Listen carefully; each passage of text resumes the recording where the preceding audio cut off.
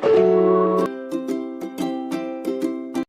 everyone, welcome back to my channel. If you're new to the channel, do consider subscribing and don't forget to hit the bell icon to get the latest notifications. So let's start with the video. This point is very important. अपनी diary निकाल लो और इसको लिख लो, because बहुत से लोग इसी की वजह से ये एक्सक्यूज़ देते हैं कि हमसे पढ़ाई नहीं हो रही है, हम डेली रूटीन में पढ़ नहीं पा रहे हैं।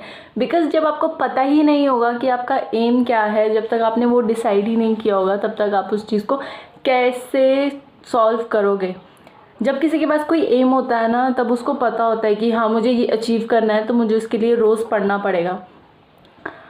कभी भी ऐसा मत करना कि अपना फोकस बहुत सारी जगह रखना कि मैं CDS का एग्ज़ाम भी दूंगा, HS भी दूंगा, UPSC भी दूंगा, अगर मैं मेडिकल स्टूडेंट हूँ तो मैं कोई मेडिकल फील्ड का एग्ज़ाम भी दूंगा।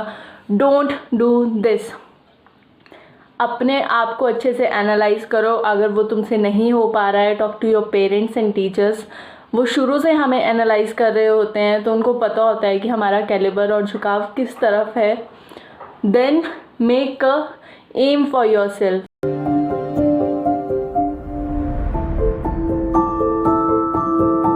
टाइम टेबल बहुत इम्पॉर्टेंट चीज़ है जो आपके पूरे स्टडी पैटर्न में मैटर करता है।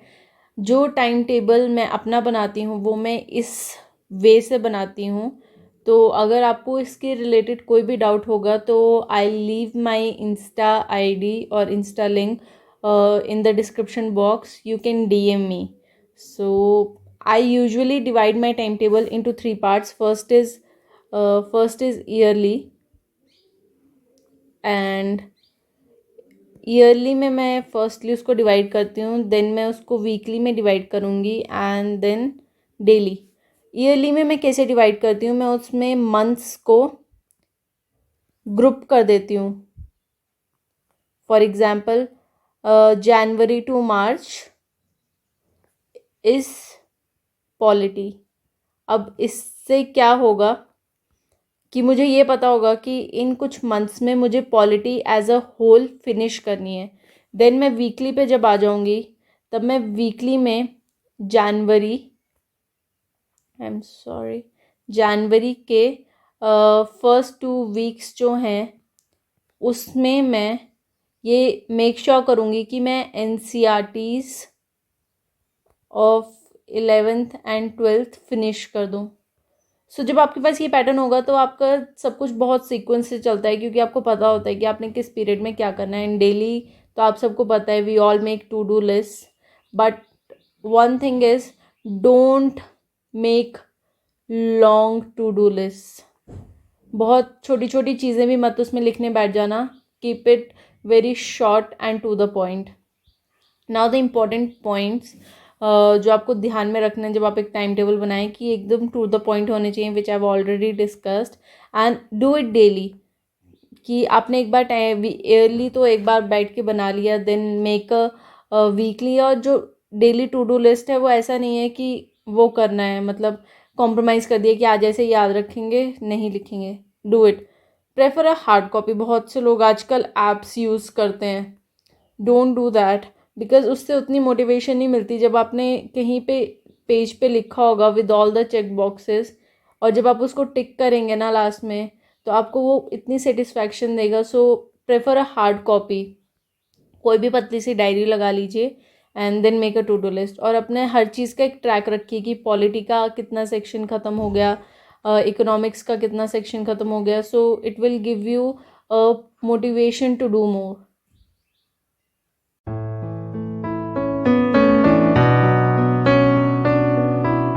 द नेक्स्ट पॉइंट इज़ कि जब भी आप पढ़ने बैठें, so you should decide a time slot for yourself. अब ये टाइम स्लॉट आप किस तरीके से यूज़ करेंगे या सिलेक्ट करेंगे, ये आप सिलेक्ट करेंगे प्रोमोडोरो टेक्निक से। बहुत से बच्चे इस टेक्निक को ऑलरेडी यूज़ करते हैं अपने स्टडी पैटर्न में, but they don't know the name. It's called pomodoro technique, जिसके 2 पार्ट्स होते हैं। First is study and second is break.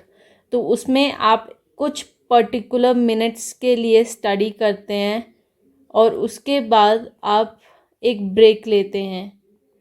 So you yourself decide कि आपको कितने देर के लिए वो स्टडी पैटर्न को फॉलो करना है. You can do 25 minutes study and 10 minutes break and so on. अगर आप एक बिगनर हैं तो start with this and then you can gradually increase the time like 50 minutes study and 10 minutes break और 30 minutes study and 10 minutes break. और अगर आप 1 hour के लिए पढ़ रहे हैं देन टेक 15 minutes ब्रेक.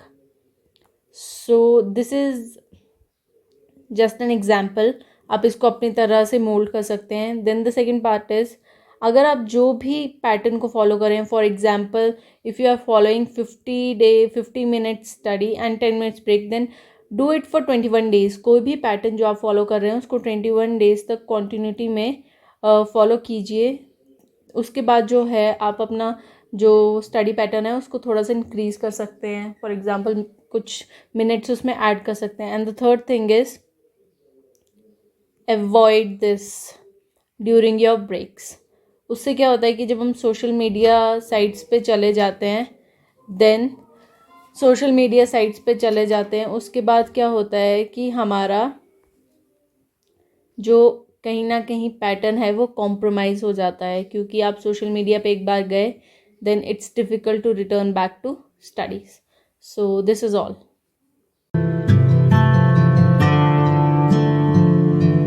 जब भी आप अपना स्टडी पैटर्न को सही करने की कोशिश करते हैं या फिर स्टडी करने के लिए अपना एक रूटीन बनाना चाहते हैं, स्टार्टिंग में अपनी चीज़ों को बहुत सिंपल एंड प्रिसाइज रखिए.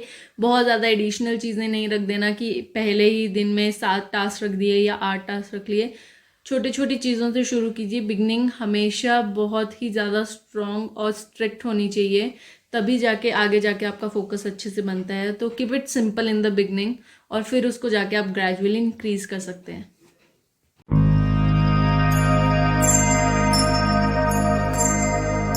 अच्छा, अब सबसे बड़ी दिक्कत एक ये भी आती है जो आई थिंक सारे बच्चे फेस करते हैं, प्रोक्रेस्टिनेशन. अब इसमें हम क्या करते हैं कि हम सोचते हैं कि अच्छा आज सिलेबस पता लग गया, अब कल से पढ़ना शुरू करेंगे या परसों से पढ़ना शुरू करेंगे, या उसको मतलब प्रोक्रेस्टिनेट करते रहते हैं. But this is the main reason कि हम डेली अपना जो प्रोडक्टिविटी है उसको नहीं ला पाते हैं. तो आपको क्या करना है कि अगर आप स्टार्टिंग में मतलब अभी से पढ़ना शुरू कर रहे हैं देन डू वन थिंग. आप अपने लिए जो एक टू डू लिस्ट बनाएंगे उसमें थोड़ा सा चीज़ें रखें कि आज मुझे इकोनॉमिक्स का एक चैप्टर ख़त्म करना है, आज मुझे ज्योग्राफी का ये चैप्टर ख़त्म करना है और मुझे न्यूज़पेपर पढ़ना है. जब आप थोड़े टास्क रखेंगे तो वो आपको अचीवेबल लगते हैं. बहुत बार हम क्या करते हैं कि बड़ी सी टू डू लिस्ट बना लेते हैं और सोचते हैं कि इसको ख़त्म कर देंगे, बट बीच में ही वो चीज़ ख़त्म हो जाती है और जो पढ़ा होता है वो भी इतनी मतलब फोकस से नहीं पढ़ा होता है कि वो आपको याद रहे. तो ऐसा मत कीजिए. स्टार्टिंग में उसको बिल्कुल मतलब मिनिमल रखिए और रोज़ पढ़ना शुरू कीजिए थोड़ा थोड़ा.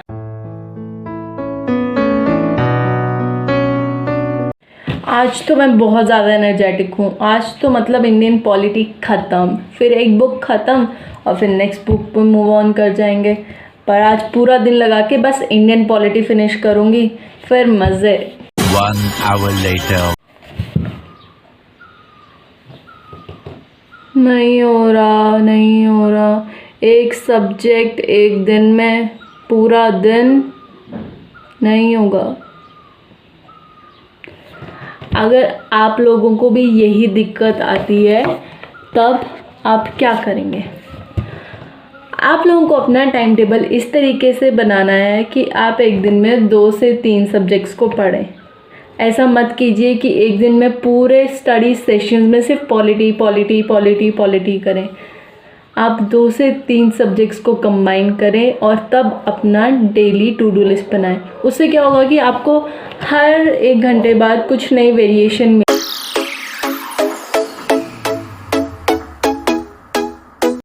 अब एक बहुत बड़ी दिक्कत क्या आती है कि जब भी हम पढ़ने बैठते हैं तो हमारा जो स्टडी स्पेस होता है उस पर हम इतना ज़्यादा फाइल इकट्ठा कर लेते हैं कि हमें मेंटली बर्डन होना शुरू हो जाता है. फॉर एग्जांपल अगर मेरी आज 4 लेक्चर्स हैं तो मैं चारों लेक्चर्स की बुक्स और नोटबुक्स को अपने टेबल पर रख लूँगी. उसके बाद क्या करूँगी कि जो भी एक्स्ट्रा मुझे पढ़ना है वो भी साथ में रख लूँगी। पर जब ऐसा होगा तब अगर मैं कोई एक सब्जेक्ट पढ़ रही होंगी तो उसके बाद भी मुझे ऐसा लगेगा कि अभी मुझे इसके बाद ये भी पढ़ना है वो भी पढ़ना है, तो उससे अपना मेंटली आप बहुत बर्डन हो जाते हो। कि for a reference I show you my study space, how I keep it during my weekdays. तो मैं आपको वो शो करती हूँ। तो this is how my table looks. और ये एक सिंपल ऑफिस चेयर है। और उसके बाद यहाँ पे अब मेरी ऑनर्स की क्लास है तो आई have already kept my book and notebook on the table. ये कुछ एक्स्ट्रा पेन्स हैं जो मैं हाईलाइटिंग के लिए यूज़ करती हूँ। ये normal stationery items. This is my to do list diary, यहाँ पे मैं टू डू लिस्ट लिखती हूँ। और ये सब कुछ एक्स्ट्रा ये टेबल पे ही रखना हमेशा अपने, ताकि जब भी तुम्हारा टास्क हो जाए तब तुम उस पर उसको टिक कर सको। And the front wall is nothing fancy. यहाँ पे सिर्फ एक आर्टिकल्स की लिस्ट है जो मैं आजकल लर्न कर रही हूँ, जो मैंने बनाई थी। और उसके बाद यहाँ पे हमारे टाइम टेबल्स हैं और एक कैबिनेट ऑफ इंडिया। एक टिप यहाँ पे कि जब भी आप कुछ लर्न करना चाहते हो उसको हमेशा अपनी आंखों के सामने रख लीजिए और फिर वो आपको कहीं ना कहीं खुद ही रोज़ याद होती जाएगी। पर वहीं पे लगाइएगा जहाँ पे आप सबसे ज़्यादा अपना टाइम स्पेंड करते हैं। And this is all.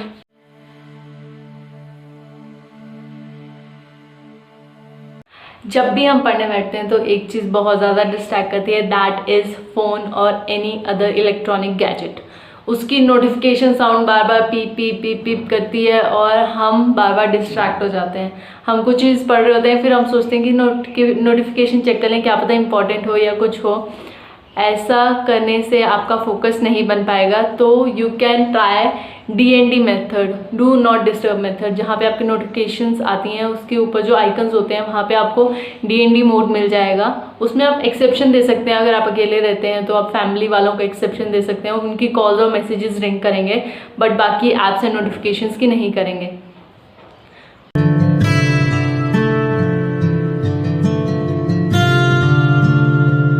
पढ़ने बैठते हैं तो एक चीज़ बहुत ज़्यादा होती है कि हम हमेशा अपने फेवरेट सब्जेक्ट्स को प्रेफरेंस देते हैं कि आज अगर फर्स्ट डे है या सेकंड डे है तो हम पहले अपने फेवरेट सब्जेक्ट्स पढ़ लेते हैं। बाद में जब पढ़ने का कैपेसिटी बन जाएगी अच्छे से तब उसके बाद बाकी सब्जेक्ट्स को पढ़ेंगे। ऐसा नहीं करना please.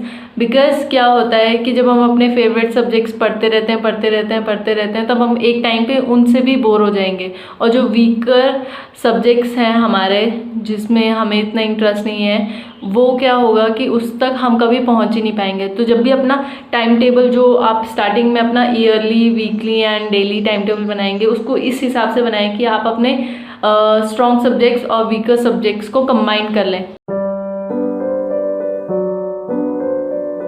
So the last part is, जब भी आप मतलब अपना टाइम टेबल जो है वो प्रॉपर तरीके से फॉलो कर लें, पूरे डिसिप्लिन के साथ, जब आपके टू डू लिस्ट में सारे चेक बॉक्सेस टिक हो जाएं, तब एक चीज़ को मेक श्योर कीजिए कि अपनी बॉडी को कुछ रिवॉर्ड दीजिए। बिकॉज जब हम कभी भी कोई टास्क अचीव करना चाहते हैं और अपनी बॉडी को उसको रिवॉर्ड की आदत लगाते हैं अपनी बॉडी को, तब हमारी बॉडी जो है वो बहुत अच्छा रिस्पॉन्स देती है। जो साइकोलॉजी स्टूडेंट्स हैं वहाँ पे उनको पता होगा कि ऐसा होता है। तो आप उस रिवॉर्ड पीरियड में कुछ भी कर सकते हैं। You can watch your favourite movie, आप कुछ अच्छा खा सकते हैं, आप 1 घंटे के लिए स्ट्रेट अपना सोशल मीडिया यूज़ कर सकते हैं।